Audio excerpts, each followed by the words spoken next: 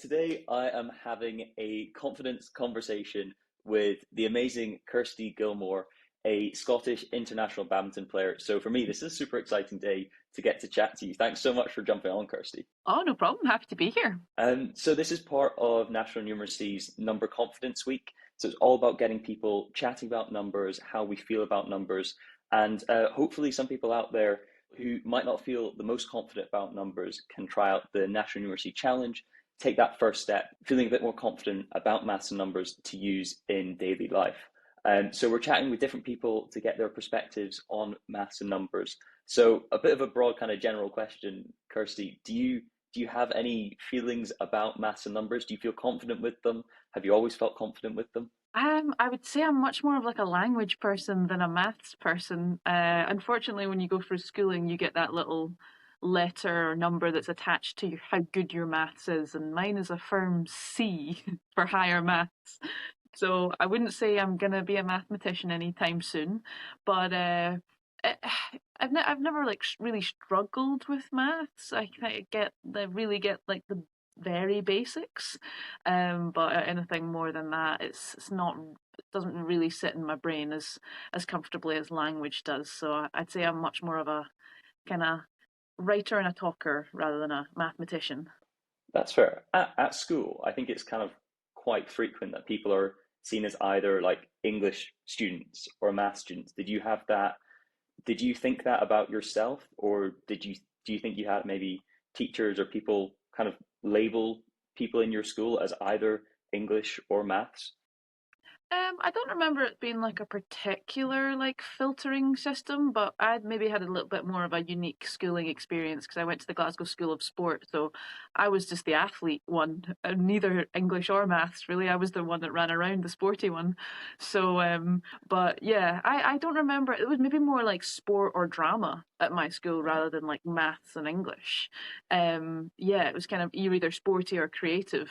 But Okay. I like to think I obviously lean more sporty, but my degree is actually in like more of the creative arts. I have a degree in filmmaking and screenwriting, so I am somewhere in between there. Yeah, I think that's true. I think there's loads of things in sport which I think are creative as well, and I think that's the whole thing. When you think about maths, like going to a high level math, my brother did a maths degree, and some of the stuff that they do there gets wild and wacky with numbers. And actually, there's loads of stuff that's incredibly creative what they do.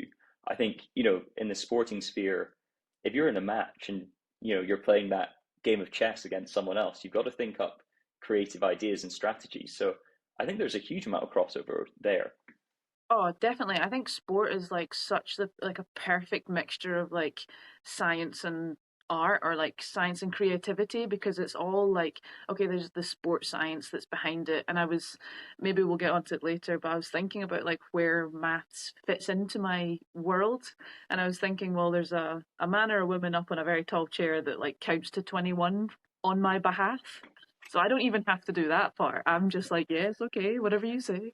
But then I'm thinking that I wear a heart rate monitor for every kind of CV session, on court session that I wear, and we're working with like percentage, like heart rate zones, percentages of your max heart rates. We're looking at training volumes, so I'll record like, okay, that I felt like that session for 30 minutes was a 7 out of 10, and then from that you get volume units, and we can see how much we've trained over the week, and we don't want that to be plus or minus 20% of the week before, or you're an injury risk. So it's like funny how it all mixes in, and then the creativity comes into it in terms of yeah, the shots that you're going to play, the instincts that you have, how you envision the court, like the space that you have. So like yeah, the whole brain and body is firing, and so much more of it is maths than I actually first thought. Now that you've made me think about it. Yeah, I love that. And you're obviously at like the top level of the game, and there's a load of that high level sports science in there, and dealing with quite high level stuff of looking at your heart rate zones, your training zones, and the weights you're doing at the gym and all of that sort of training volume stuff. But then I also kind of think in terms of where sport fits in as well, going down to the very beginner level and the base level of like I did a bit of coaching and coached some really young kids, and it's even that thing of, as you said, there's someone in a big chair for you counting up the score. But that basic stuff, actually, for kids getting involved in sport, could be part of that journey and learning about numbers. You have to know what's an odd number, what's an even number, so you know which side of the court you're serving from, and counting up the whole way. It's just a simple, small way that you can introduce kids into sport. But then, actually, as you said, to take it to that top level, there's a bit of analysis and there's um, a bit of kind of higher level thinking that's going on there. Do you think it's important as the athlete to be aware and understanding of that higher level stuff? I'm assuming it's probably quite a lot of the coaches that are gathering that data and bringing it, but do you think it's important that the athlete's able to think about that clearly and utilize that well? Yeah, I think everyone is different, and I think certain people just want that purely creative side and just like let the coaches take care of the science stuff, and I'm going to take care of the shot making and the maybe the tactical elements. But even like I'm struggle to find examples where those two are completely separate, because I don't think they ever really are. Because even if we are talking about tactics, we look at like such specific things as like from their rear forehand corner they place 76% straight shots, and God, you're making me use my maths now. 24% cross court. Yeah, crushed That it. kind of thing. I didn't make it easy for myself. I could have picked easier numbers. That kind of thing. So, yeah, some people just like to be totally instinctual and not think about that stuff at all. But as I've gotten older, I used to think I just wanted to like run around and think about nothing.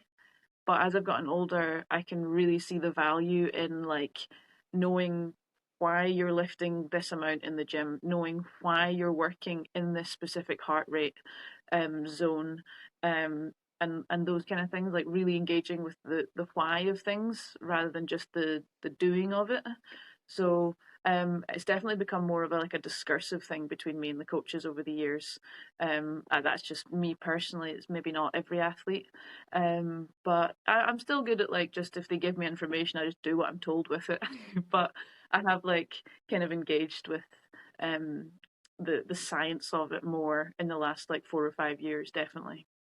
Do you think that trying to think about that why factor, do you think that helps in terms of, staying focused in your training and actually staying involved with the process? If you understand why you're doing something, does that help you to have that motivation in training and in practice? Definitely, yeah. I think when you're younger, like everything is new to you. Like when you first come into like the senior squad, or even if you first like start your sport, and like there's some kind of training exercises you'll do that are like so sectioned out of your sport that it maybe feels a bit like, well, where does this fit in? So say if you're like in the gym doing squats, you're like, well, this isn't badminton, so why should I do it? But you find yourself in that kind of base ready squat, semi squatted position, and the most power you can generate from that position. So I think like in any exercise that I do, I try to think of like, where does this apply in a world class match situation? And if I can't really see an application, I'll definitely question it. And I'm more than willing to listen to the reason. And if it's good enough, that's totally fine. And if I still have my doubts, I'll maybe discuss it further. Um, but that's definitely in terms of like I really like yeah, the physiology side and the fitness side of knowing um why I'm working in certain heart rates, because I kind of really want to work as hard as possible all the time, because that just seems like the most sensible thing, obviously. But recently I've been doing a lot more in the kind of like second heart rate zone, which to me is just like, right, okay, I'm just turning my legs on a bike. But scientifically, that's actually the best zone for massive CV, like cardiovascular base growth. So a few years ago, I would have just been like, yeah, whatever, man, that doesn't sound cool. But like to actually take on board the facts and figures that are coming at me and recognize where they're helping me has been like a good process for me. I think it's that thing of, if you're doing some work, actually knowing where that relates and where that links into the outcome of it is really important, and that's possibly an area sometimes in maths at school, sometimes you can think, actually, when am I going to use this algebra or these quadratics or whatever it is? And I think what natural numeracy tries to do with the resources available is make sure that they're really highly applicable to daily life and the situations where you actually need number skills and maths. And it's that knowledge of, we don't all need to be top level mathematicians, but we need to have these daily practical inputs, and actually being able to see through the resources and the development that you can do in this number area is making sure that you can see where in real life that's going to be implemented and actually have a positive benefit. I was I was also quite interested in kind of the pro athlete lifestyle, which it must be. It seems like it must be a completely different lifestyle in terms of, you're traveling the world, going to competitions, and you've got to slot in different training slots. You've got to think about, booking flights, booking hotels, paying for entry fees. I'm thinking balancing the finances must be really challenging, dealing with sponsors and all this and different income sources. How important has it been being able to deal with numbers and finances in terms of balancing that through the career and making sure that that's, I suppose, as low stress as possible as well? That's it's so funny. I've just been on the phone to my sister about an hour ago, and I was just saying that I've just sent my taxes off for 22, 23, and it's been a whole new world to me, and it currently is really challenging my maths confidence, or even just like the maths of it, just the numeracy confidence of it, because it's not a thing I've ever been taught, and it's not a thing that I'm particularly I'm not interested in knowing the ins and outs of the tax of HMRC. Like, so that's been like, as an athlete, a massive learning curve. Something I never thought I'd have to learn as an athlete. Is like, I'm like a limited company as an athlete, and then I like pay myself. So that's been a learning curve in the last few years, and I still am not convinced that I'm doing it right, but no one's a big red letter, stamped letter, has not come through my door anytime, so I think I'm doing okay. But that's a whole new world that has really challenged my like confidence in my mathematics. So yeah, there's that side of things, and like kind of trusting yourself with that, and trusting yourself with your finances. And then there is the booking of flights and hotels, and just like a whole new world of like invoicing and budgets and pot splitting and that kind of thing, that honestly I'm still building confidence on that side of things, because it is kind of just a learn as you go type thing. There are great resources out there to kind of help along the way, and the Scottish Institute of Sport are really good at putting on some education courses and things. But yeah, man, it's just trial by fire. It's straight in at the deep end. Suddenly you're booking flights for a 3 week trip to Asia, and you have to invoice the federation back for the money and all that stuff. So it's been a big learning curve in Microsoft Excel as well. That's for sure. Yeah, I mean, I think we all have this image of like pro sports as being this just completely glamorous lifestyle. You're on the TV, you're walking out onto the court, with all your immaculate kit and looking like just super focused on the game. But we forget that actually behind the scenes, you're running a business, you're balancing your finances, you're paying your taxes, and you need to do that the same as everyone else and everyone else who has a business. So, it's super, super important. And also it's one of those jobs that not many people in the world have. So there's less people, I suppose, to reach out to and find that support. But great that you've got the support through the institute and they put on those resources and things, because yeah, you've got to deal with the real life stuff that goes on around it. Yeah, absolutely. And if I had it my way, I would just be the little guy that's just running around. Like, that's the part that I want to do, but unfortunately it's a necessary evil to do the other parts. But we're pretty good as a team. We kind of like spread the load on the booking of things. But then that kind of lends itself to like really good like teamwork, because I always wonder that like, okay, I don't have like a real job, and this job isn't forever either. Well, I'm trying to do it for as long as I can, but it'll be a few more years yet. But we're really good at like I always wonder like where my skill set will fit into the real world, like workplace.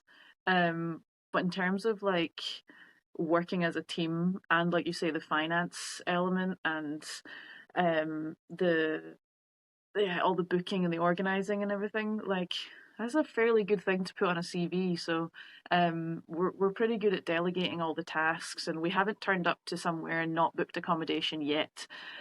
It could still there's still time for it to happen, but yeah, we're doing okay so far. But it's pretty nice.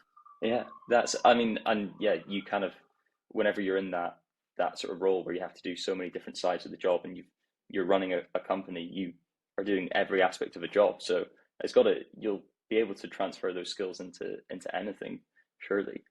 Um, I've got to ask at the end, so just in terms of generally building confidence, you've reached the top level of sport. I'm guessing through the way there must have been you've learned from the start as everyone does in it, but you've taken it to a super high level. So you must have built confidence along the way. You must have probably hit some stumbling blocks in terms of developing different skills and had to fight through that. So have you got any general advice for people who are starting off a new challenge, might not have the most confidence or might be hitting some stumbling blocks in how they can work through that and build their own confidence?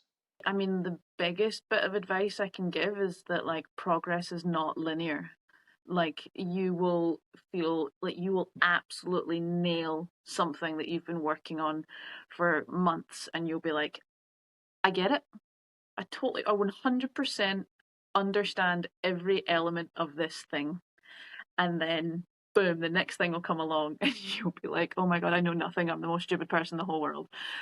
Reverse that for like badminton. Like, I'll be like, I've got it, guys. Guys, I am going to win everything. I understand this game. I'm amazing at this game. And then the next week, it can be as quick as the next week, you can feel like the worst player and you're embarrassed to be on the court and you feel like is going right. And but then you just have to like trust yourself and the cheesy line of like trust the process of like you're always developing, and like the times where you like really don't understand something or it's like really hard to grasp what's going on is the times where you're gonna learn the most. It'll be so ingrained in you because it's also like there's that emotional attachment to it. So like those lessons are gonna be like the biggest ones for you to learn and you'll hold on to them the most. So progress is not linear and learning by doing is the best. I think that's if I can toot my own horn for a second, I think that's one of the things that I'm best at is like just diving straight into something. I everyone learns differently, but I think I don't ask too many questions first. I'll just like when you start playing a game and there's some people in the group that don't know the game and you're like, we'll just play a practice round and you'll get it as we go along. I think that's how I live my life. I'm just like I'll pick it up along the way and then I'll ask my questions as we go. And like I think it's the same for like learning numeracy skills and building confidence in that. I think it's just like dive in. Like no one knows everything right now. So just dive in and see how you get on and ask the questions as you go. Because you might naturally know more than you think you do. And you might naturally understand more than you think you do. So you might not be starting at the point where you think you should be. I think people tend to underestimate their abilities. I think people are better than they think they are. Yeah, I absolutely love that advice, and it kind of leads into the fact that the hardest thing is starting. But if you can learn through doing, that's the best way to do it. And also the fact that it's kind of the best time to start is now. There's no better time than now to get going. But it can be scary when you don't think you're at the right point and you think you should be further along. That can always be the thing which stops you from just jumping in. But if you can take that first step, then it can go really, really well and really far. Um, I've just got to say a huge thank you. Thanks so much. I've had an absolute joy chatting to you. It's been absolutely amazing, and there's so many nuggets of wisdom. There's so many transferable things, and I think this is the really cool thing. I think you can go from so many different industries, and all the learning points, how you build confidence, how you develop, how you succeed. There's so much that you can take from different sides. So thank you so much for sharing a bit of your story, a bit of your journey, and your advice on everything. Yeah, it's just been absolutely brilliant, and also super exciting for me to chat to a Scottish badminton legend as well. This is very exciting. Thanks. No, it's been really good, and I think like the numeracy challenge that you're doing and the promotion of it is just it's really really cool. The National Numeracy Challenge is a free online tool that helps you boost your number confidence and skills. Get started in just 10 minutes by searching the National Numeracy Challenge.